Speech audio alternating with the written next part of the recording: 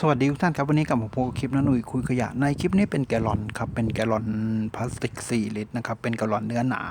จะนำตัวนี้กลับมาใช้งานภายในครัวเรือนกันครับด้วยตัวพลาสติกค่อนข้างหนาครับดีกว่าทิ้งไปครับตัวเนื้อพลาสติกค่อนข้างดีครับโอเคครับติดตามชมนะครับจากแกลลอน4ลิตรครับผมแกลลอนพลาสติกครับ